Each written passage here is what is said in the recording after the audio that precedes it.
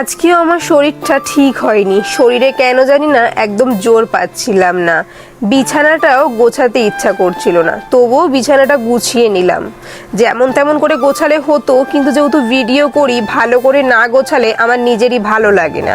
আগের দিন কোনো ব্লগ দিতে পারিনি, কারণ যেহেতু আমি বাড়ি থেকে বেরোই না, সেরকমভাবে খাওয়া দাওয়াও করি না, বাড়ির কাজকর্মই তোমাদের সাথে শেয়ার করি। এগুলোও যদি তোমাদেরকে না দেখাই তাহলে আর কী বা দেখাবো।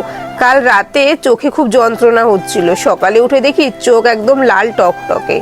তার রাতে কিছুটা ড্রপ দিয়েছিলাম আর দিয়েছিলাম নিমফল। আজকে সকালে একটু কমেছিল, কিন্তু কিছুক্ষণ পর দেখছি আবার লাল হয়ে গেছে। তারপর দেখলাম বাড়িতে দুটো বাসন, তা তাড়াতাড়ি করে বাসনগুলোকে মেজে নিলাম। বোন তো কোনো কাজই করে না, একটু আদর করে বললে যতটুকু করানো যায়। তারপর গেলাম দাদার নতুন ঘরটা দেখতে। রং হয়ে গেছে আগেই, ভেবেছিলাম তোমাদের সাথে আগেই শেয়ার করব, কিন্তু কোনো কারণবশত আর শেয়ার করা হয়নি।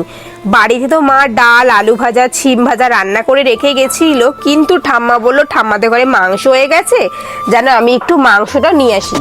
তারপরে ঠাম্মাদের ঘর থেকে আমি গেলাম মাংস আনতে। বাড়িতে এসে ভাত বসিয়েছিলাম, তারপরে দেখছি মা মিষ্টি আলু পুড়িয়ে রেখে গেছিল, সেগুলো খেলাম। তারপর তো আরো খিদে পেয়ে গেল, ভুল করে আজ বিছানায় বসেই আমি ভাতটা খেয়ে ফেলেছি। মানে আমি এরকম ভুল কখনোই করি না, কিন্তু আজকে না ফোন দেখতে দেখতে এতটাই ভুল হয়ে গেছে যে আমি বিছানায় বসেই নাকি খেয়ে নিয়েছি। ভিডিওতে ভয়েস দেওয়ার সময় আমার মনে পড়লো। আজকের ব্লগটা একদম সিম্পল, অসুস্থতার মাঝেও সাধারণ দিন, তবুও তোমরা পাশে থেকো। আর সত্যি আমার এই ছোট ব্লগগুলো এত ভালোবাসা দেওয়ার জন্য তোমাদের সবাইকে অনেক অনেক ধন্যবাদ।